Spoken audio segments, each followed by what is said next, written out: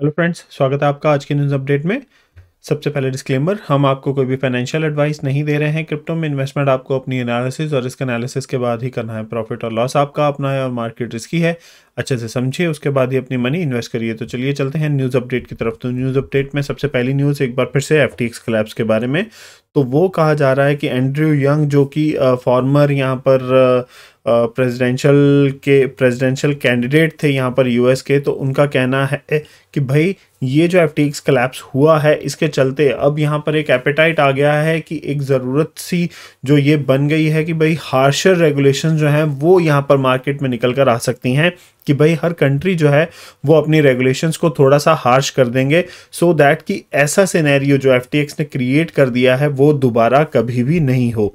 तो अगली न्यूज़ की बात करें तो CFTC के जो कमिश्नर हैं मर्सिंगर, वो भी यही कह रहे हैं कि अब यहाँ पर कांग्रेस जो है उसको भी इंटरवीन करना पड़ेगा, रिलेशन बनाना पड़ेगा क्रिप्टो जो रेगुलेटिंग एजेंसीज हैं उनके बीच में, सो दैट कि यहाँ पर एक वर्कआउट जो है वो निकल कर आए और यहाँ पर जो क्रिप्टो करेंसीज की जो रेगुलेशंस की बात हो रही है वो कहीं ना कहीं उसके लिए एक प्रॉपर आउटपुट जो है वो निकल कर सामने आनी चाहिए। अगली न्यूज़ की यहाँ पर बात करें तो रशियन एक बिल लेकर आने वाले हैं जिसमें कि वो एक्सपेरिमेंटल टाइप जो रजीम है, या ये कहें कि एक एक्सपेरिमेंट के तौर पर क्रिप्टो माइनिंग और उसकी सेल्स उनको लीगल करने का सोच रहे हैं।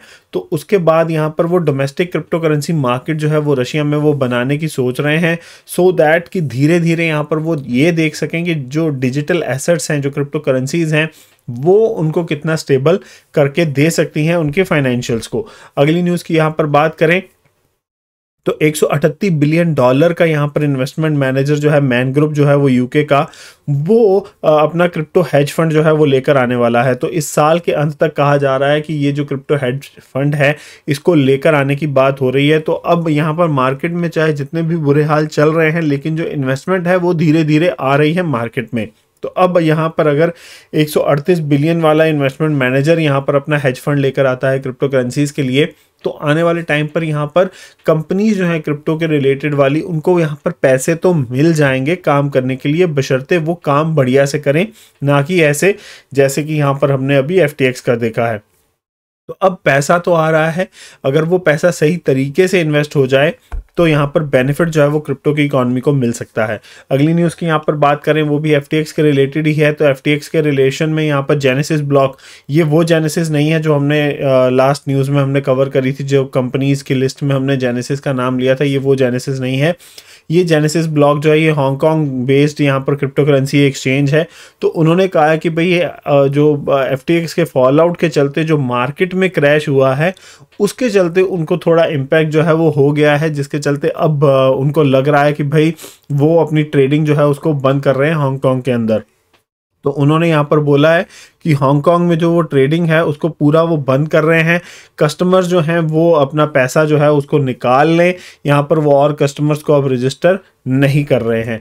अगली न्यूज़ की बात करें तो ब्राज़ील बेस्ड जो FTX कस्टमर्स थे वो भी एक साथ जुट कर यहाँ पर एक क्लास एक्शन फाइल जो है वो लॉ सूट जो है उसको फाइल करने की सोच रहे हैं। तो अब वो भी यहाँ पर अपनी जो कंट्री है ब्राज़ील, उसके अंदर यहाँ पर ये जो लॉ सूट होगा वो जो FTX है उसके अगेंस्ट में यहाँ पर फाइल हो जाएगा। वहीं सिंगापुर की जो गवर्नमेंट एक एजेंसी है टेमासेक, उसकी बात करी जाए तो उन्होंने $275 मिलियन जो थे वो उन्होंने FTX में इन्वेस्ट किए थे। तो उनके अकॉर्डिंगली आज उनकी वो जो इन्वेस्टमेंट है वो $0 बन चुकी है। तो उनका कहना है कि भाई उन्होंने गलती कर दी यहाँ पर SBF के ऊपर यहाँ पर अपना इतना यकीन रखने की, जिसके चलते कि उनका $275 मिलियन जो था वो $0 हो चुका है। अगली न्यूज़ की यहाँ पर बात करें तो बाइनेंस के ऊपर 138,000 यहाँ पर बिटकॉइन, जो 1,38,000 बिटकॉइन जो है वो इनफ्लो यानी कि वो आए हैं ट्रांसफ़र होकर। तो अब यहाँ पर इस न्यूज़ की जो मार्केट में जो सेंटिमेंट्स हैं वो दोनों ही तरफ हैं, पॉजिटिव भी हैं और नेगेटिव भी हैं। तो अब देखा जाए तो भाई इतने ज़्यादा अगर मार्केट में यहाँ पर बिटकॉइन आ रहे हैं, एक केस ये भी हो सकता है वो सेल आउट के लिए आ रहे हो, दूसरा केस ये भी हो सकता है कि वो बाइनेंस के ऊपर रखने के लिए आए हों, कि भाई उनको लगता है कि बाइनेंस यहाँ पर काफ़ी स्ट्रॉन्ग एक्सचेंज है, जिसके चलते कि उन्होंने उसको बाइनेंस के ऊपर ट्रांसफ़र कर लिया और अब यहाँ पर होल्ड करके रखने वाली सिचुएशन हो सकती है। तो दोनों ही तरीकों के जो ख्याल हैं वो यहाँ पर लोगों के माइंड में हैं, जिसके चलते मार्केट यहाँ पर अप जाएगी या डाउन जाएगी उसका कोई भी पॉइंट ऑफ व्यू यहाँ पर नहीं निकल कर आ पा रहा है इस न्यूज़ के चलते।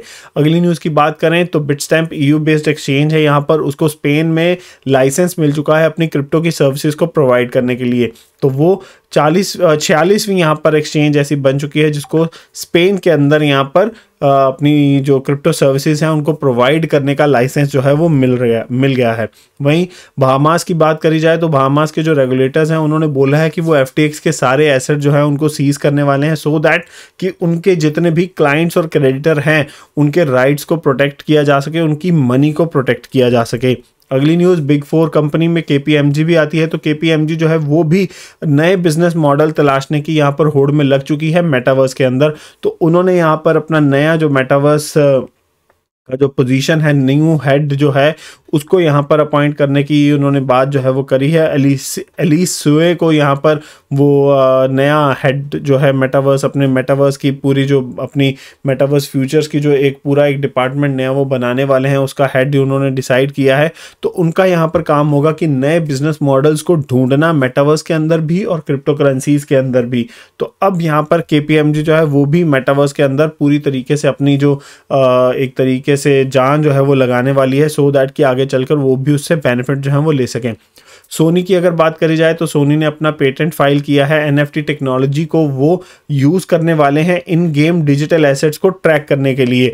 तो इस जो भी तरीका उन्होंने यहाँ पर यूज़ किया है NFT के थ्रू, तो उसका यहाँ पर वो पेटेंट अपने नाम करवाने के लिए उन्होंने वो पेटेंट जो है उसको फाइल कर दिया है।